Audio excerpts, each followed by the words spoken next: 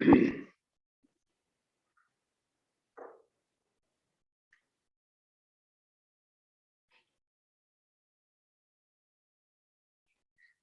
you, Joe. Please rise for the Pledge of Allegiance.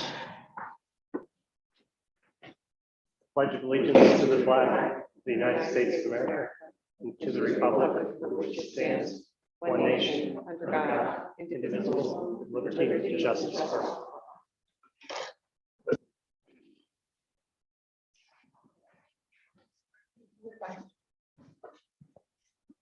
Consent agenda. The recommended action is approval of the following items, which are included in the consent agenda.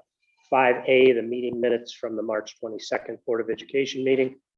7A, the National Library Day. 7B, donation acceptance. And 7D, the special education packet. May I have a motion to accept this consent agenda? Yes. Thank you, Colleen. Second. Yes. Thank you, Dan. Any discussions?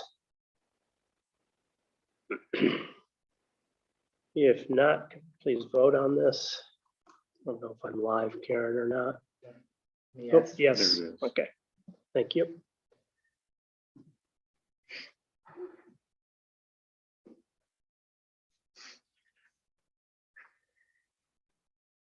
Sam, are you on? I'm on, but I don't know if it's connected yet, but I'm a yes. Oh, you're yes. So the motion Yeah. passes 7-0. I mean, I want to welcome everybody in person. I think this is the first meeting that we've all been back in person, so welcome everyone. Prior to moving forward with the good of the cause, I just want to make one request, is that if anyone would like to speak or raise a question or a comment outside of the good of the cause, please ask for permission to do so. Just don't shout out. Okay, I appreciate that. Thank you. Good of the cause. We're about to convene into public comment period of our meeting. Although state law does not mandate this, we have chosen to do so because we believe it is crucial for us to hear from the community members about their concerns and issues. Having said that, please note that the board is here to listen. The public comment period is not designed to be a discussion. And accordingly, please don't expect the board to respond to your concerns or questions tonight, but we will get back to you as soon as possible. I believe everybody is signed in. Please sign in, and when you stand up to speak, please state your name. Do we have anybody who would like to speak? I have a list. Okay, Can I call them? very good, thank you. Caleb Milo, you're first.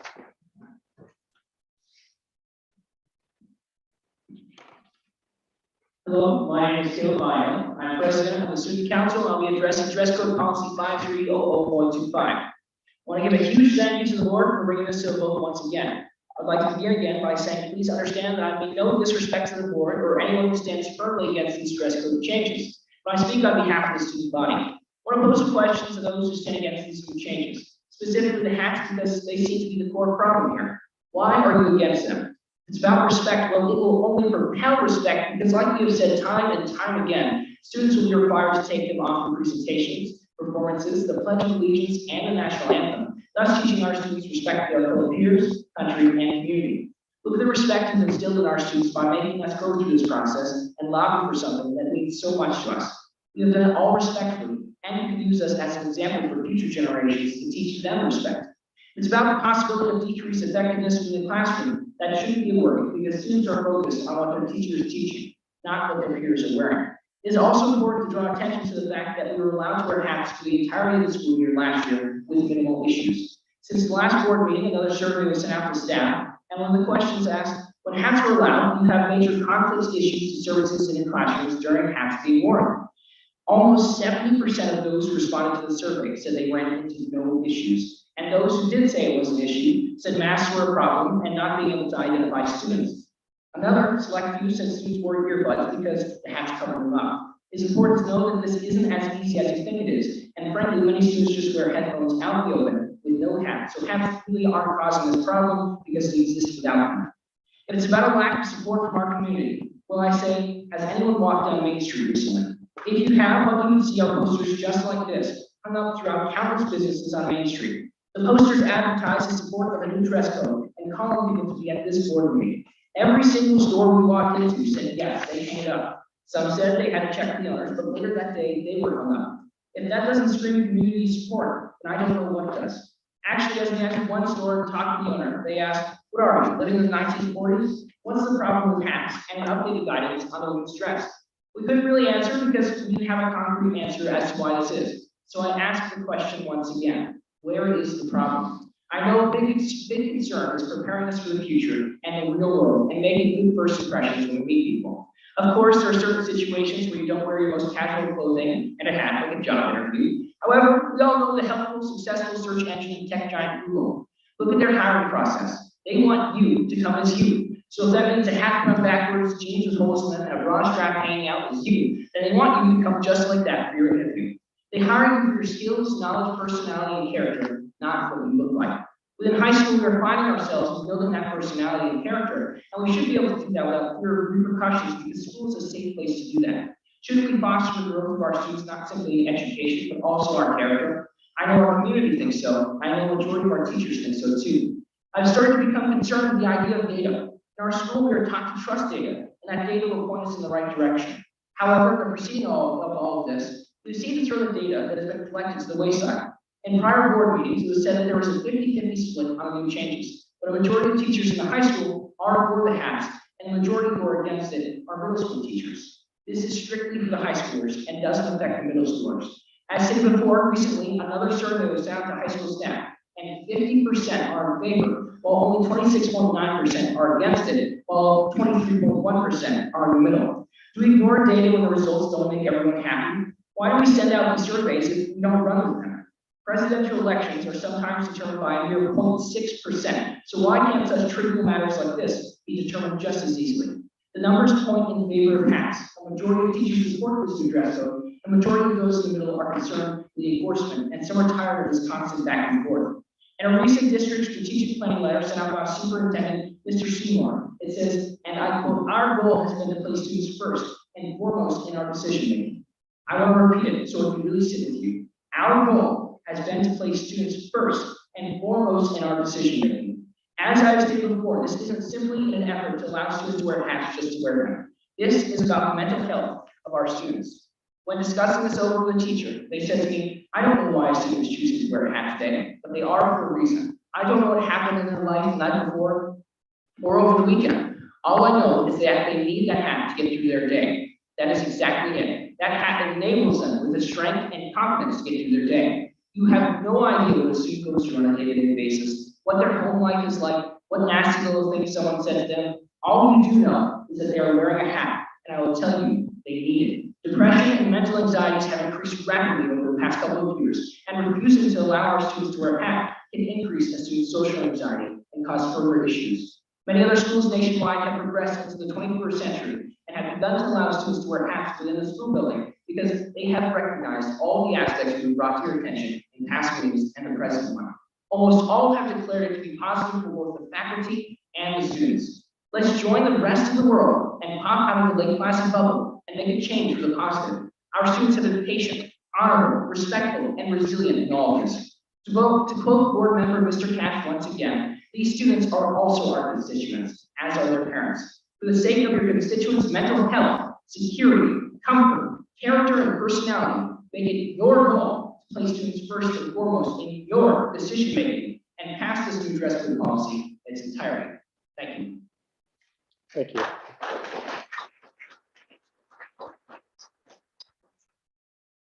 Levi Marshall.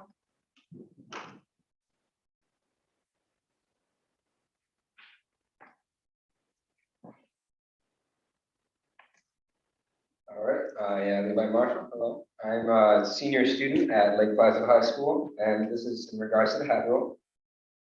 So I've talked to a couple of teachers, and I've gathered what their concerns were over what this might, like what introducing hats to the school system will do, or the high school will do. And so I compiled a couple responses to this. So one of the complaints was that wearing hats shows that you aren't paying attention. And really, a teacher can tell if a student is paying attention by how they're sitting, if they're making eye contact, and just their posture overall. And so I really don't see hats will. There's not really a hat should play a part in changing that. Sorry. All right. Another one is hat can obscure the student's eyes from the teacher's view, so they can be asleep or zoned out and not paying attention. And again, eye contact and the posture of the student. All right. Another concern, hats can hide contraband. And the thing is, I can come to school and wear cargo pants, which has tons of places. I'm not saying don't have a lot of cargo pants. I like my cargo pants. I hold a bunch of stuff in them, but yeah, please don't get rid of those. But like, also, when you're reaching for a hat and something under the hat, it's a lot more obvious. And also, if it's big enough, I'll make it top heavy and fall off. Another one that was said at the last board meeting, teachers don't want to police hats. And I was thinking, teachers are already doing this because they already have to make sure that people aren't wearing hats in the first place. And the only thing changing with this new state policy, what they'd have to make sure that they're not covering the eyes, which is easy enough, lift up your hat. Or if there's no obscenity done, but that can be taken care of quite similarly to how shirts are taken care of and other stuff.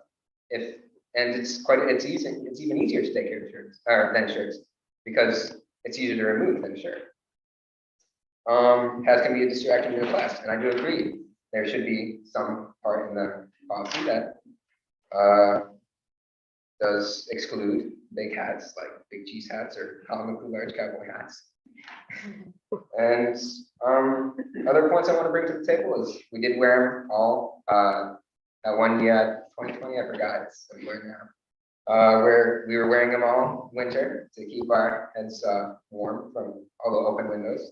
And there weren't any major concerns there were no big problems or anything that happened to that. And teachers still have the ability to open windows. So I think students should still have something to counteract that. And that's about it. Thank you, Lincoln.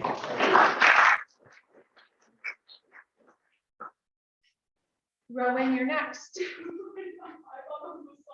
Oh, you're not too.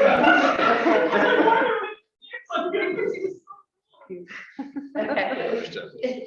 Abby, you're next.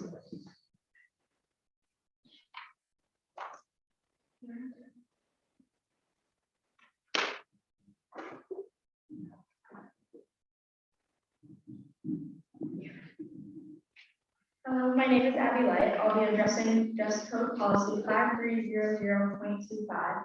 I'm a freshman here at Lake Placid High School and Secretary of Student Council. I was here at the last board meeting where we addressed you, the board, about our school's dress code. Last meeting, it was decided that there would be a revote on the dress code policy that was voted down last time. It is time for a change. It is time for the school to modernize and not stay in the past. Hats give students a sense of security and make them feel safe. And women's dress would make sure that girls aren't conscious about their body because they got dress coded, but another girl did not. I know many people are also worried about what the community and teachers think, but I think that it should also be taken into account that the schools and education systems are made for children. Students are supposed to be put first, so the students' opinions on this should matter and be accounted for, and also held just as high as teachers and community members. We're also a public school, and there are many other schools that allow hats, and there hasn't been any issues. We've been fighting respectfully for a long 8 months to get these changes for our school. I think it's time for a change for the students of Lake Placid High School. Thank you for all of your time and consideration through all of this. Thank you.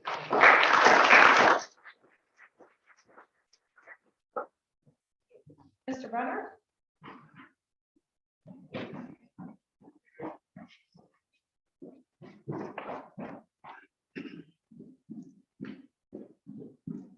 Hi, I'm Frank Brunner. I teach in the high school here, and I have 3 students in the school system, one of whom is here with me tonight. This is Isaac. And first of all, I just want to thank the board for considering this issue and for your service through these 3 trying years we've had past few years. I think the fact that you're revisiting this issue again and again is great, really commendable. 4 quick points. First, on the respect issue, with respect to the dress code, with respect to the dress code and the hat issue, I feel that the overall atmosphere of respect in the building will be greatly elevated, actually, if we pass the new dress code and if we allow students to wear hats. I'm old, you know, I don't have fancy new Snapchat or Instagram, but even on my lame old Twitter and Facebook and the subreddits that I follow and stuff, I see memes all the time with students posting things like, oh, these old guys, they don't just get it, this is terrible, how dare they, you know, say that my dress is preventing those boys from learning that should be on those boys. I see these comments all the time, and I just feel like the overall respect in the building from the students toward the teachers and from the teachers toward the students would be elevated by passing this new dress code. Second point is something that I heard at the last board meeting, or at least the last one I was at. One of the board members expressed concern that maybe hats would be allowed to, or hats would be used to express class differences, or say, look, you know, I've got this fancy hat and you just have, you know, a bucket hat from Gilligan's Island, and how cool am I? And, you know, I've taught in 5 different schools across New York State, and I've taught in schools with strict uniforms and schools with nothing, schools with billionaires' daughters, and schools where, you know, even in 2010, half of our kids didn't have internet at home. And no matter what you do, there's always going to be expressions of class difference. It's just always going to happen. So I don't think that's too germane to the discussion here. Next point I had, third point, is that we have really good kids here. Like I said, I've been in 5 different schools. We have awesome kids. Look at these guys. Some of them are seniors. They're not even going to really benefit. A lot of them are seniors. They're not even going to benefit too much. By the way, I also have to say at this point, you know, last meeting, Caleb pointed out that he's not necessarily doing it for himself because he doesn't need to wear a hat because of his gray hair. I just have to back that up. It is amazing. It is awesome. So, you know, one of the things I've learned in my teaching career is when you have good kids, you listen to them. You listen to them, you work with them, talk with them, and you see where you can go with that. So that's my third point. My fourth point is, my fourth point is that when I've been teaching, you know, for a long time, 25 years now, and so, hold on, I'm trying to read my notes here.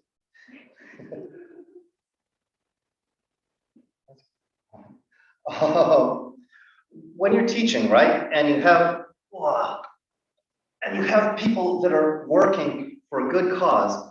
At the last board meeting, we talked to some people on the board, talked to the kids about preparing for disappointment, and they have to understand sometimes when you work really hard for something, you just don't get it, and that's disappointing. You have to carry on. This is true. This is a good lesson, but you know what? After 3 years, they've learned a lot about disappointment. Right? They've had 3 years of disappointment. The fact that they're still here tonight working for this and doing it the right way, following the rules, following through the procedures, shows that they've got that lesson down. They know that lesson. They've been through 3 years. They're still working really hard. They're here. They have learned that lesson. What we have here is a much more rare opportunity to show that hard work can pay off, right? Just think of the second law of thermodynamics, right? There are way more microstates in the world that lead to chaos, lead to entropy, lead to junk, than there are microstates. You know, way more microstates that lead to chaos than microstates that we would like, right? So it's easy to learn disappointment. There are many opportunities in life to learn disappointment, but I think on this issue we have a rare opportunity to learn that hard work can pay off. And those are my 4 points. Thank you again. Thank you very much.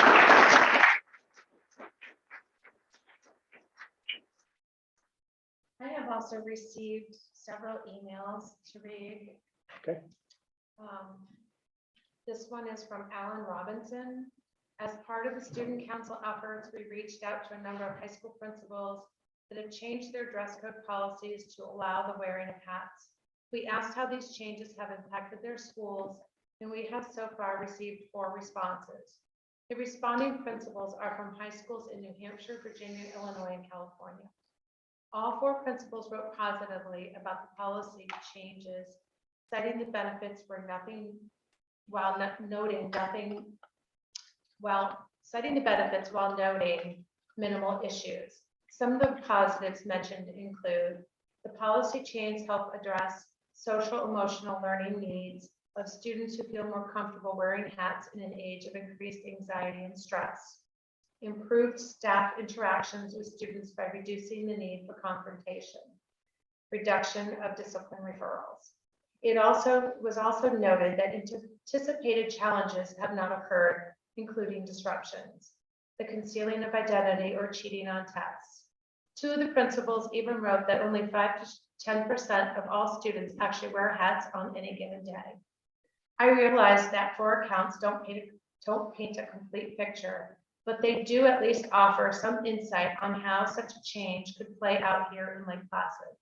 Yes, change can be scary, but it's always nice to know that there are others out there who have made that change and are doing all right. It can work. I'm proud of the student council officers as they have been respectfully and diplomatically advocating for changes to the dress code policy. And I thank the superintendent and the Board of Education for hearing them out. This next one is from Julie Lawrence. To the Lake Placid Central School Board of Education, thank you for agreeing to re-vote on the proposed changes to the dress code. I support the student council and am impressed with the dedication and perseverance they have shown.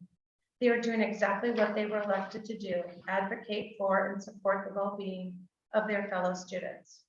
It is my belief that anytime we as a school and community can extend grace and autonomy to our students, we ought to. According to the students, wearing a hat brings comfort during the school day, giving those having a bad hair day a break, and also gives all students some flexibility if they don't have time to shower or do their hair. As I researched the topic, I saw that Portland Public Schools in Oregon had implemented a new dress code that allowed hats.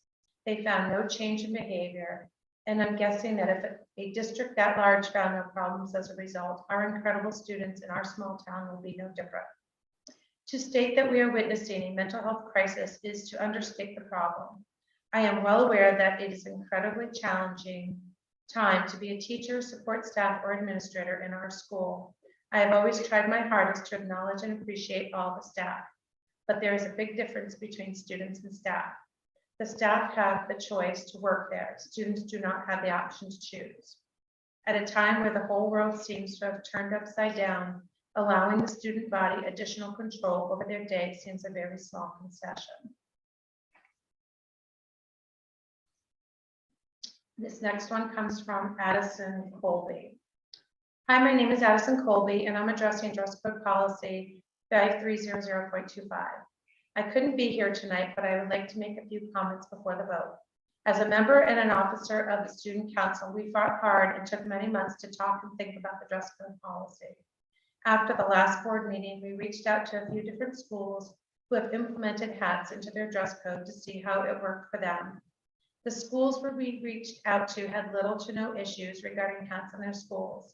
In these schools, students were able to wear hats with confidence and at the same time do it in a respectful manner with no issues.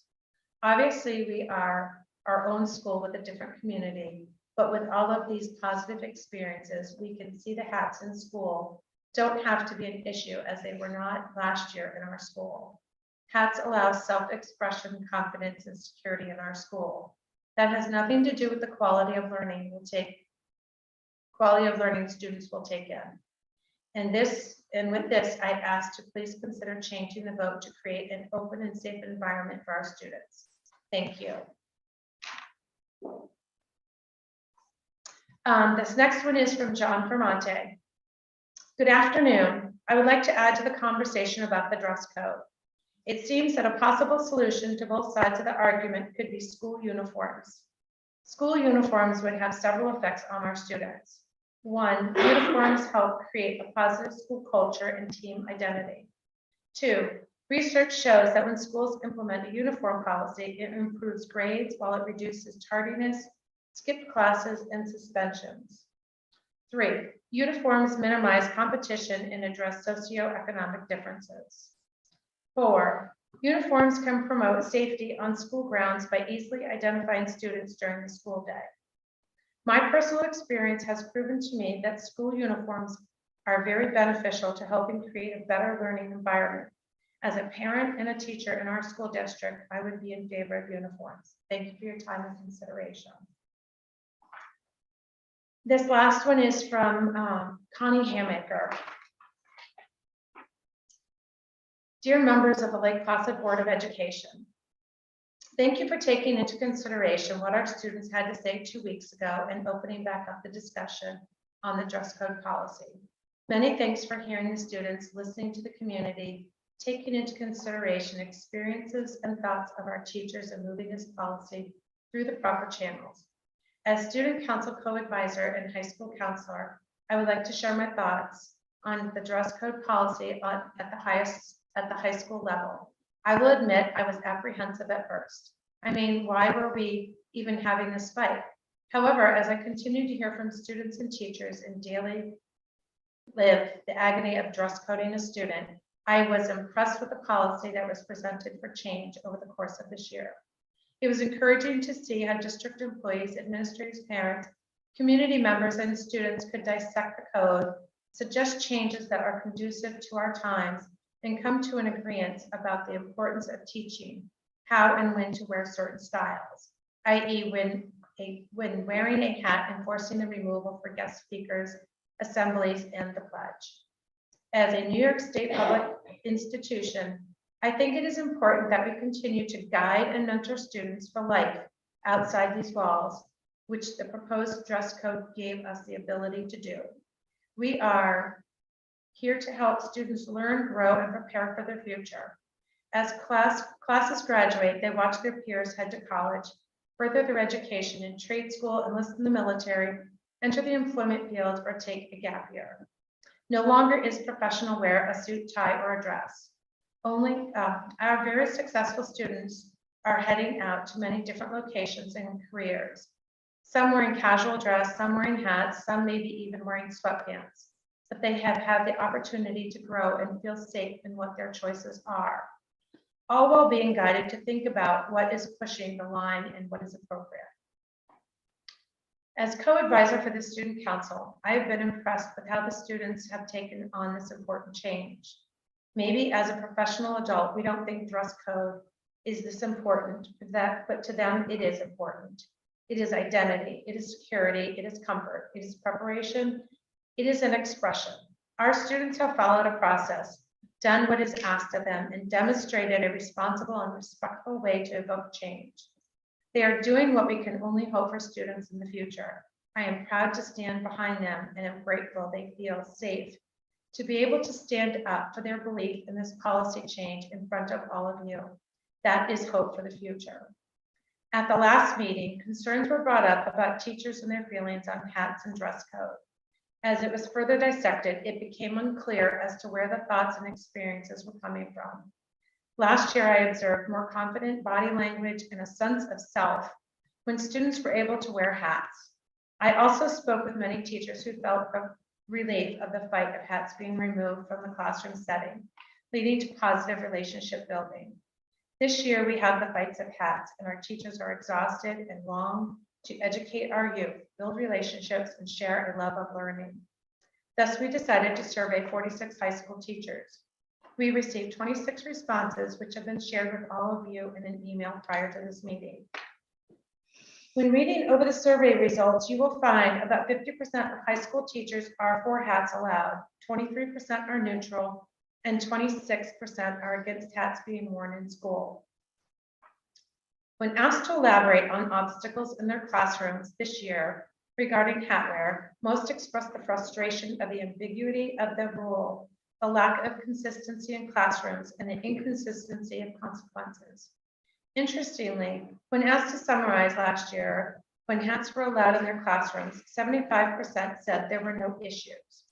As you read through comments, you will hopefully gain the understanding that teachers are unclear of the actual rule, and there is a lack of consistency throughout the building.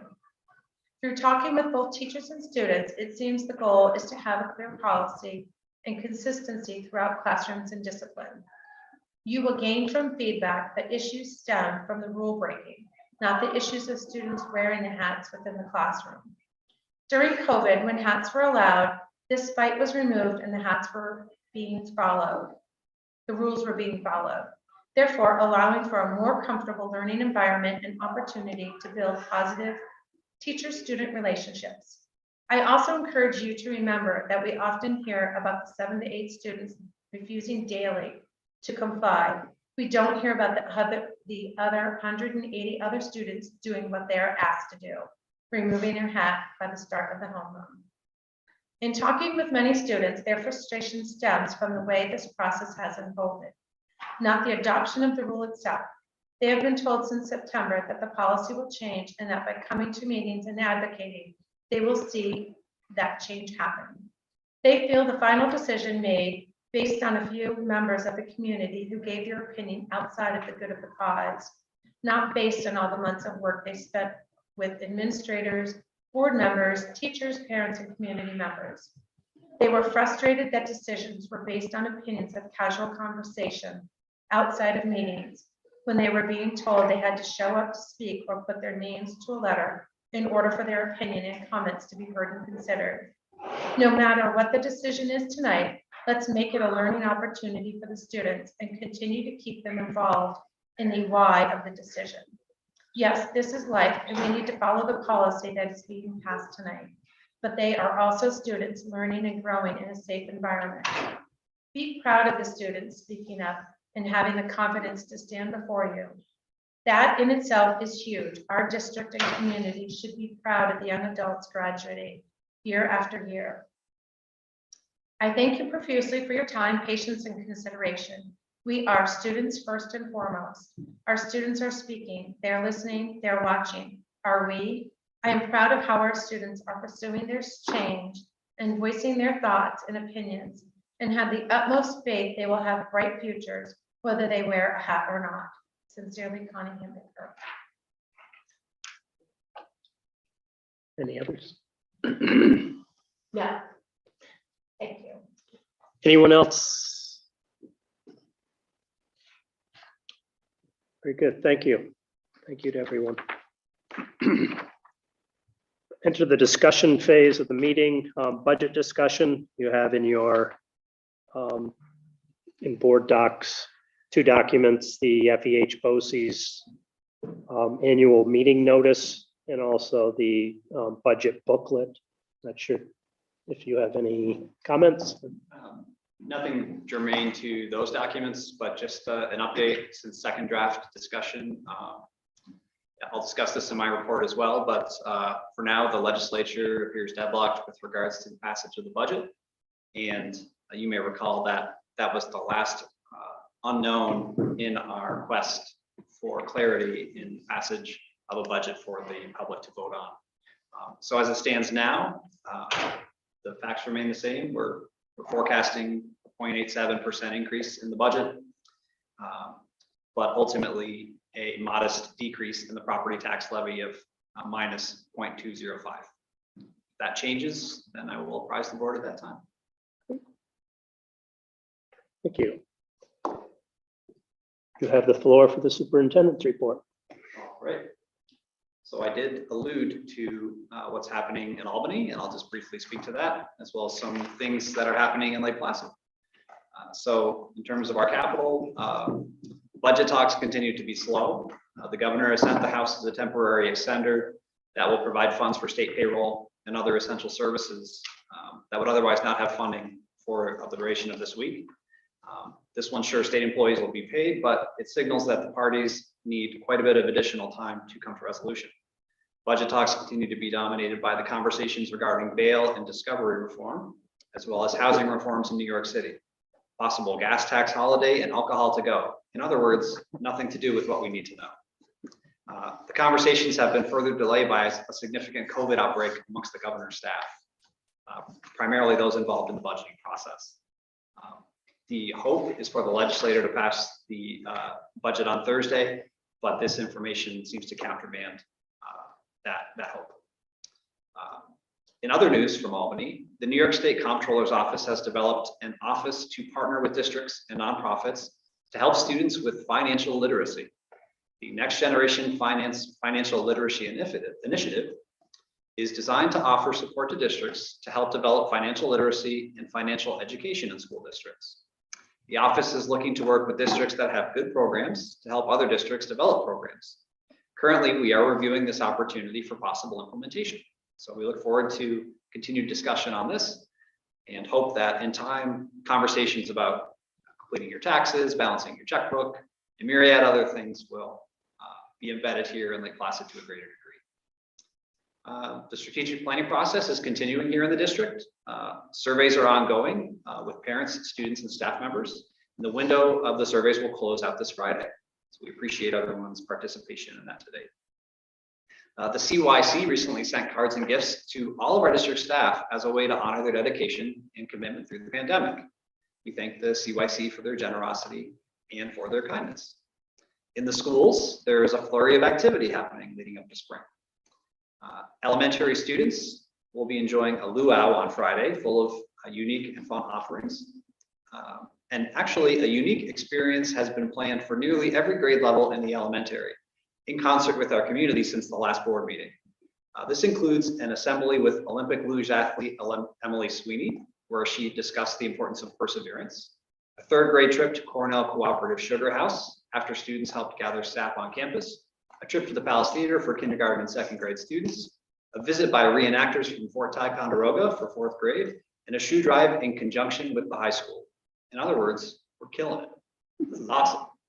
At the high school, we've had several seniors volunteer by coming to the elementary school to help out with our student recess. So those opportunities to bridge the buildings in the district, we always take advantage of and are excited to have. And on a final point, I'd like to thank the Adirondack Foundation's Generous Acts grants.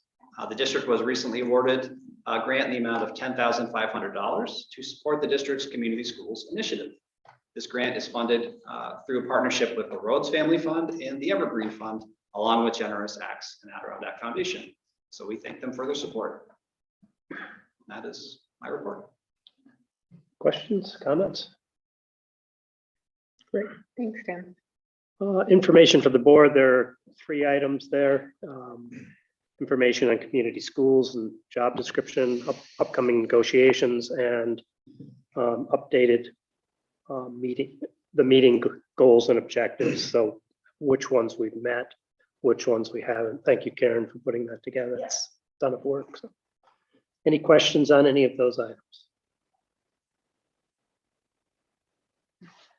If not, linking goals with agenda items to give Karen something more to do.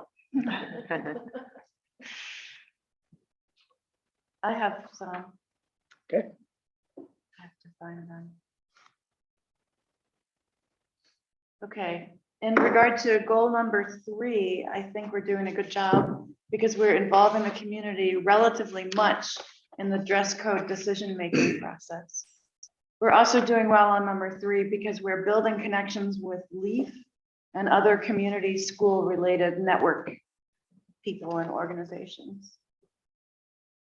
I think we're doing a poor job on number 1, keeping students first and foremost in regard to the dress code, because I think we're not, I think it's not students who are central to this decision-making process that we're going through. I think it's adults. So I wanted to make that point. Any other goals from anyone?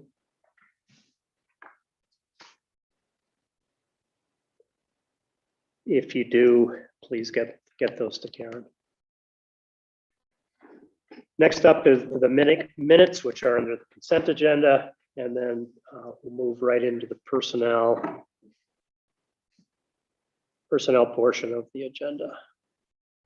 First up is the personnel consent agenda. And the recommended action is approve the following items, which are included in the personnel consent agenda. 6B, teaching staff resignation. 6C, teaching assistant appointment change. 6D, teaching assistant resignation. 6E, additional spring sports volunteers. And 6F, substitute pay increase for 2022-2023 school year. May I have a motion to accept this consent agenda? Yes. And Joe? Any discussion?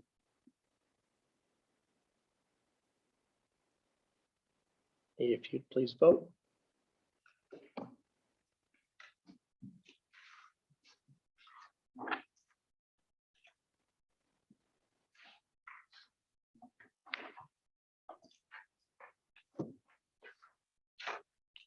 yes.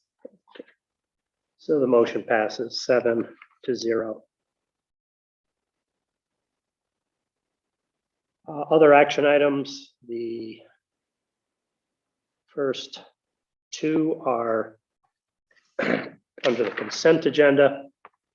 And then we will go right into the policy second read and adoption of policy 530025 dress code.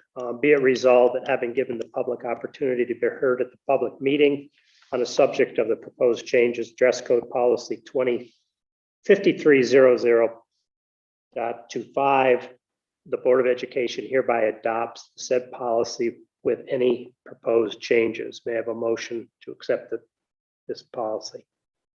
Yes. Thank you, Dan. Second. Second, Daniel. And discussion. I'll start off by saying I want to thank everybody for coming here. It can't be said often enough how proud I believe every board member is of all of you for your stance and your tact and diplomacy in coming forward and making your case.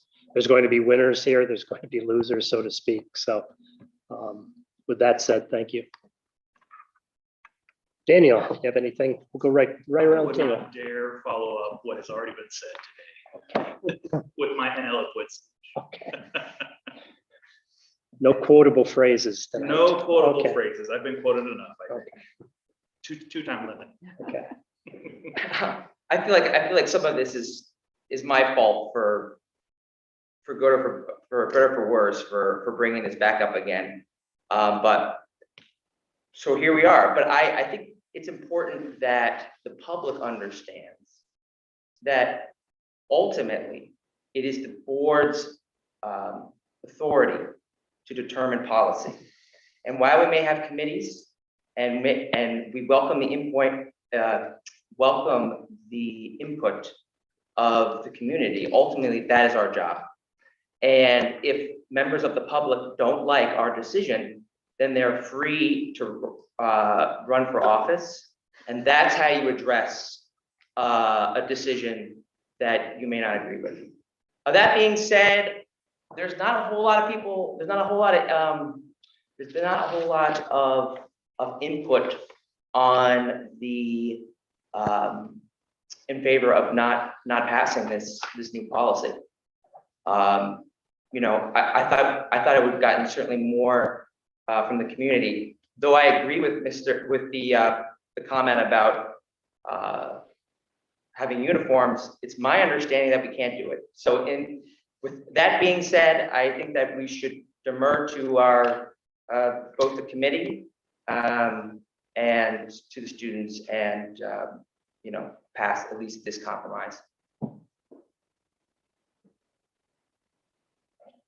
I also am extremely proud of you all and so proud to represent members of this community. I'm curious what those who oppose the hat policy think, what good will accrue to the district as a result of saying no to hats? Well, I think the concern is at least the way I understood it, was teachers having control over their own classroom, both from a disciplinary standpoint and from a decorum standpoint. And that is how my understanding is how we got onto this path of not either, you know, voting against it, because it seemed that we're really concerned about the teacher's ability to control their classroom.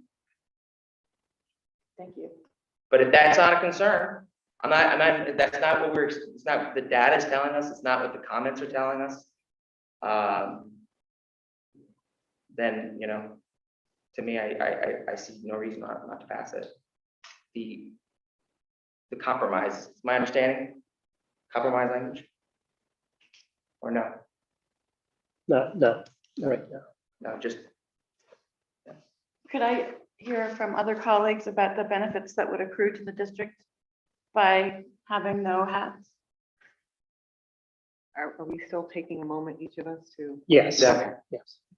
Go for it. Okay, so I read through Connie Heimacher's comments. I took the time actually to read through them thoroughly 3 times.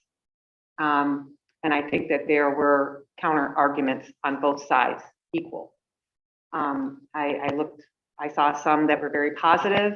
I saw some that were very against it. And in that first question that was asked, it was an even split. There was 50% that were for hats, but there were 50% that were maybe or no.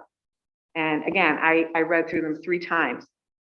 I am myself, I am going to stay with apparently the current policy that was adopted in September of 21, where not wear hats except for medical or religious purposes. And I would like to see all of the other 6 components of the policy pass.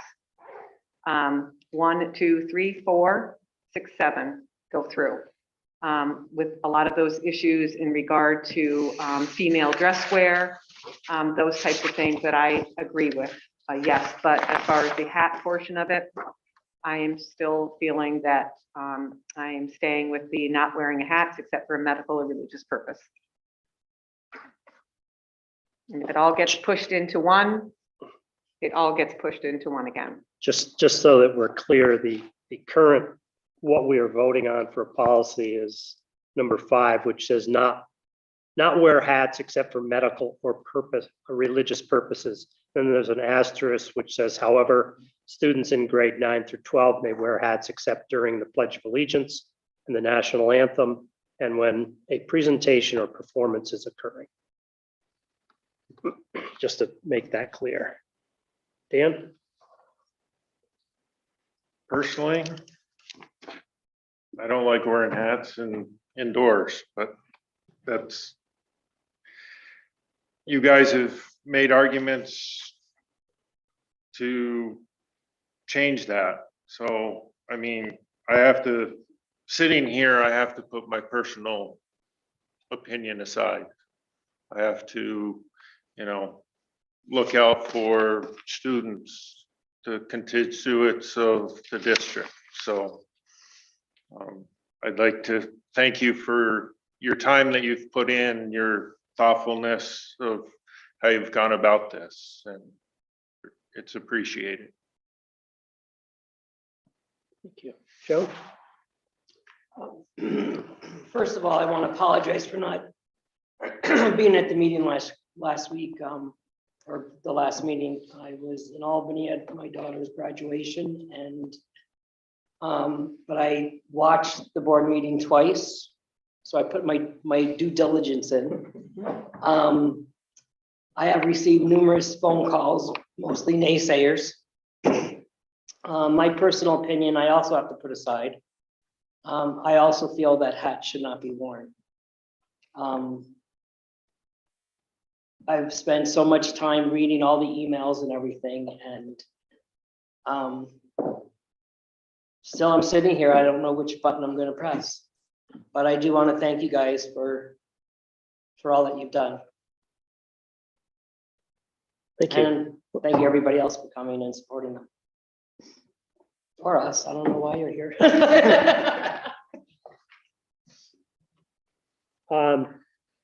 I'll just make a couple of comments. My intent tonight was to come and make a motion to revise the policy, so that there was a little compromise in there. My personal feelings are, if you show up to interview for a job with me, you have a hat on, you're not getting an interview. It's call me old fashioned, but I think I'm really listening closely to the mental health issues, the personal identities, and how comfort it makes students feel. So those are my personal opinions. As all of us do, we represent taxpayers, students, and the district. And so my personal opinion really doesn't weigh much. I've too have had several phone calls, but I don't see any of them here. I haven't heard from any of them. I've only heard from those that are here tonight and were here last week, and also the emails that we have gotten. So with that said, personally, I will not be making a motion to change the current policy that we're voting on. Does anybody else have anything to say?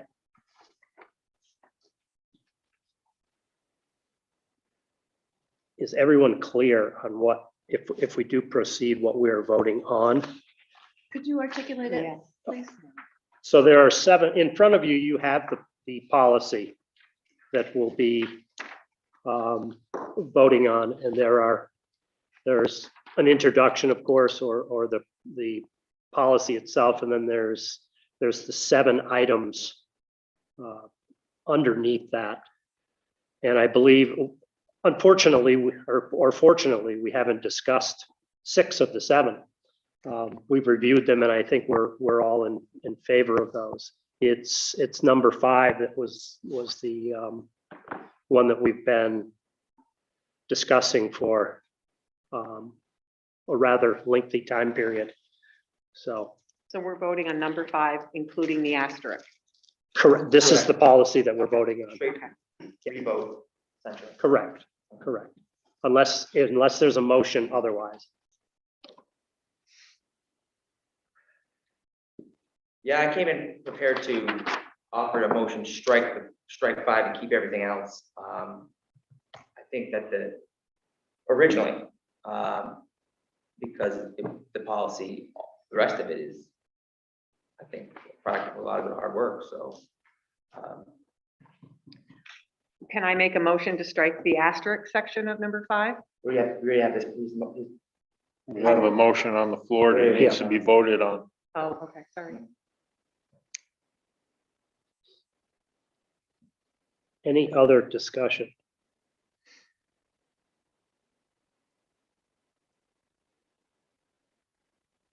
Let's vote.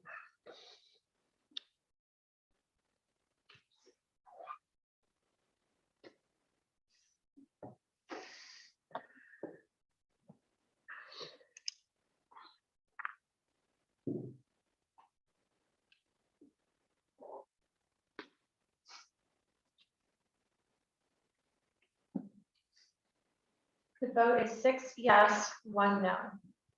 So the motion passes.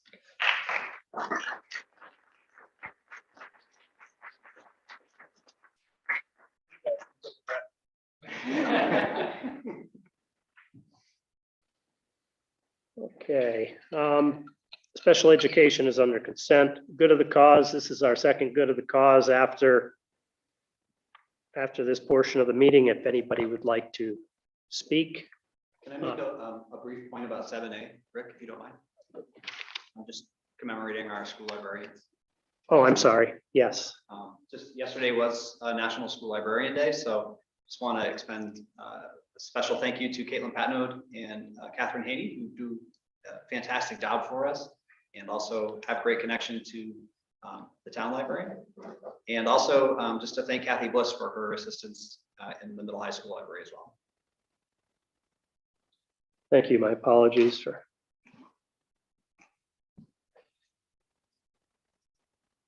Everybody all set with speaking? Okay. We'll enter into the adjournment phase of the meeting. Next meeting, April 26th, 6 p.m. That's a BOCES administrative budget vote. And then May 10th is the budget hearing. And then May 17th is the budget vote. Those that can get out and vote, please. Old agenda topics, anything? New agenda topics? It's not really a new agenda topic, but all you parents that are sitting here, there is still time. There's 2 open seats for the school board. So petitions are due April 18th. 18th. Thank you, Dan. Okay, so recommended action is a motion to adjourn the meeting. Thank you, Joan. Second. Martha, second. All in favor? Aye. Opposed? Thank you very much, everybody. Thank you.